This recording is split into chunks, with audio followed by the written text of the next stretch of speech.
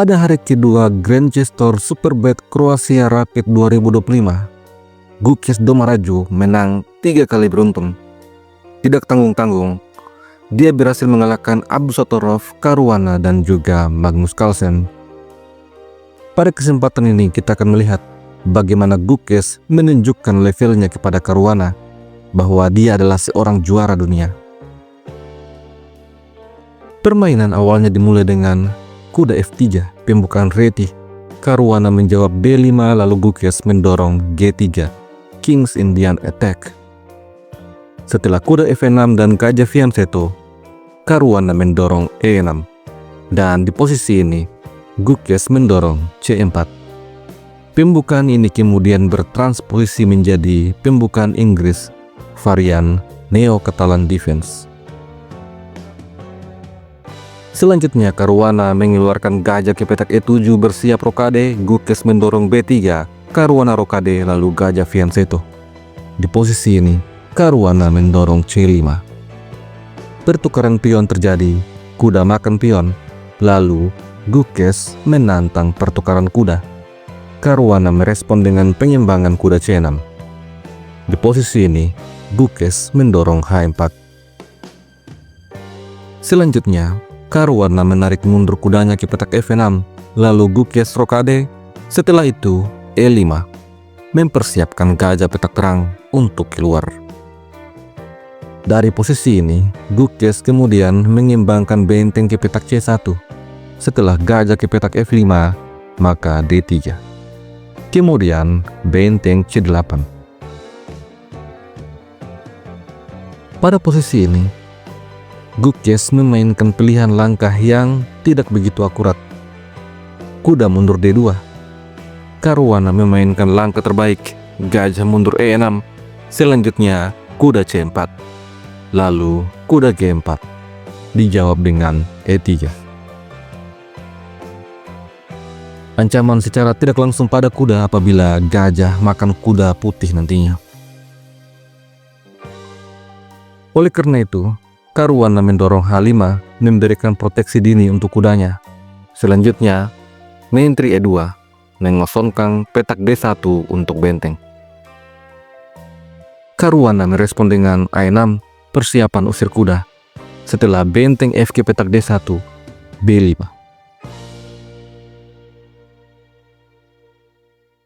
Di posisi ini, Gukes menarik mundur kudanya ke petak D2, lalu Caruana mendorong F5, mendominasi pertahanan putih dengan pion-pionnya.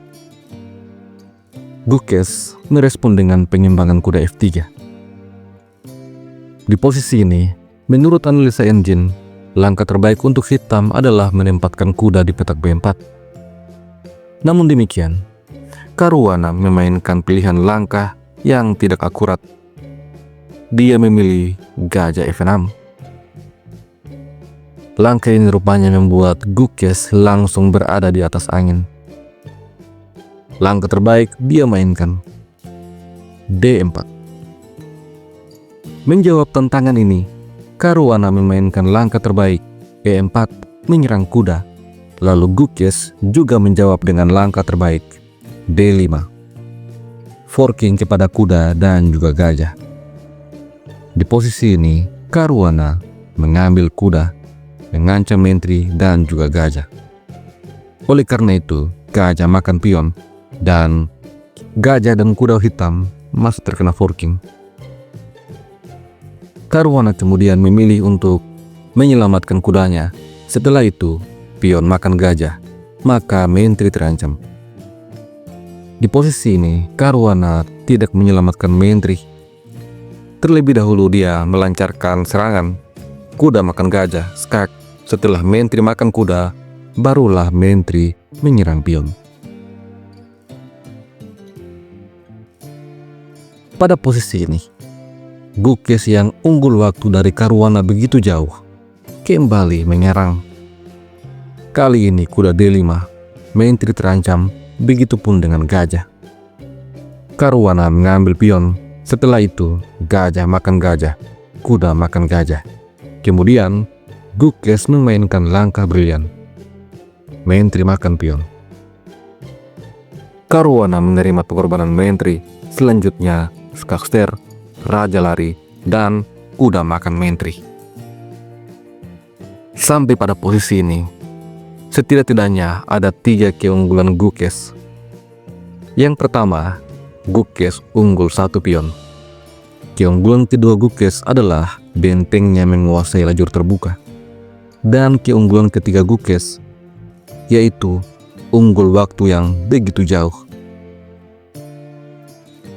Di posisi ini, Gukes bersiap menempatkan bentengnya pada baris ke-7. Olehnya itu, Caruana memainkan benteng C7, memberikan proteksi. Selanjutnya, kuda D6. Lalu, benteng D8 dijawab dengan E4. Benteng menambah tekanan pada kuda, tetapi E5. Lalu, Caruana mengadu kuda, tetapi benteng menyerang balik kuda hitam. Kuda makan kuda, pion makan kuda. Setelah itu, benteng coba untuk menjaga pion. Di posisi ini, Gukes rupanya punya balasan yang sangat kuat. Benteng E5. Kedua pion hitam terancam. Caruana menempatkan rajanya untuk mendekati pion H. Setelah itu, Gukes mengambil pion C. Di posisi ini, Caruana menukar benteng. Setelah itu, benteng makan benteng, dan benteng makan pion. Sampai di posisi ini, Gukes berhasil mempertahankan keunggulan 1 pionnya. Dan kita akan melihat bagaimana Gukes memanfaatkan keunggulan ini. Pada babak ending, raja harus diaktifkan. Oleh karena itu, Gukes memainkan raja F1. Tetapi Caruana menghentikan pergerakan raja. Dengan keunggulan 1 pion, itu artinya Gukes berperan sebagai penyerang dan Caruana harus bertahan. Maka sebagai penyerang, Gukes mengambil inisiatif. Dia mendorong A4, menciptakan pion bebas. Setelah pion makan pion, pion makan pion. Dari posisi ini, Caruana mendorong G6. Bagaimanapun juga, sulit baginya untuk mencari kemenangan. Dia hanya bisa berharap pada hasil remis. Kemudian Gukes mendorong A5, membatasi pergerakan benteng. Caruana selanjutnya memainkan raja G7, lalu Gukes memainkan raja G2. Di posisi ini, Caruana membuat kesalahan.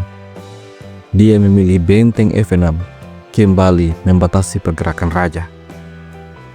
Gukes kemudian menyerang raja hitam.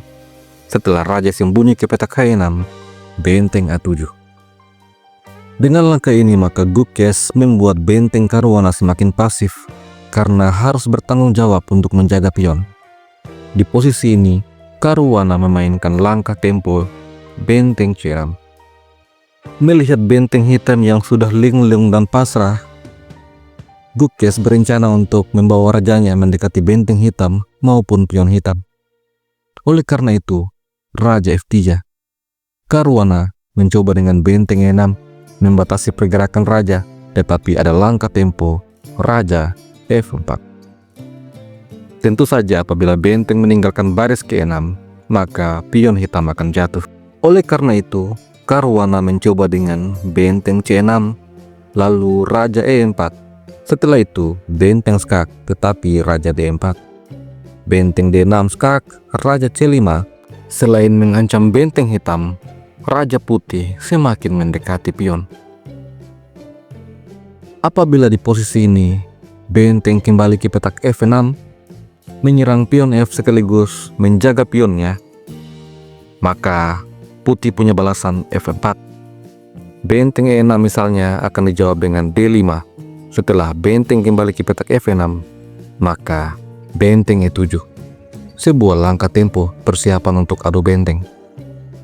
Apabila benteng F5 skak, benteng diadu, benteng kembali, maka raja C5 mendekati pion. Benteng hitam kehabisan langkah. Langkah yang harus dimainkan adalah raja H7, tetapi benteng E7 skak. Setelah raja H6, benteng D7. Kembali sebuah langkah tempo untuk adu benteng. Putih dipastikan akan menang.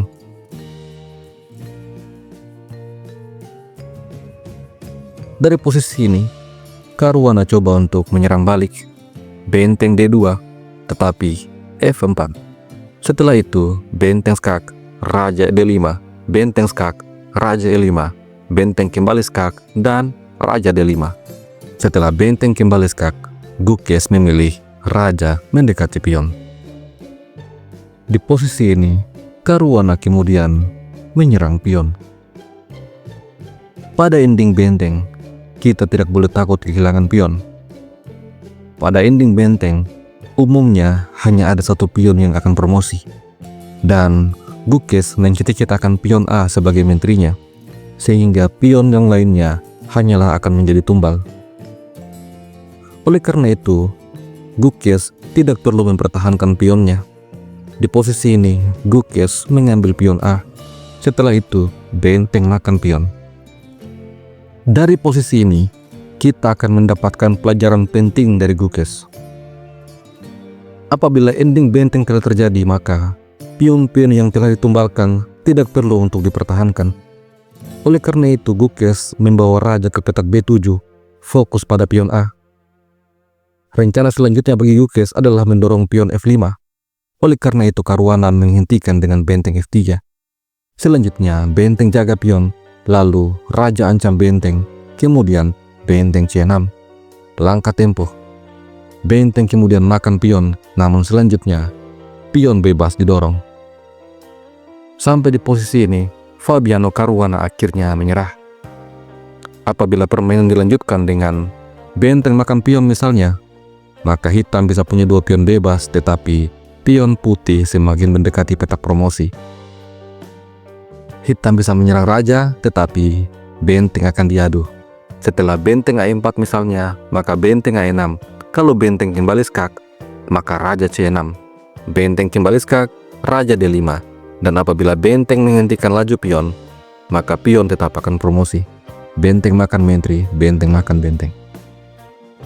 Sampai di posisi ini, analisa engine menunjukkan bahwa hitam betul-betul tidak punya kesempatan untuk menang.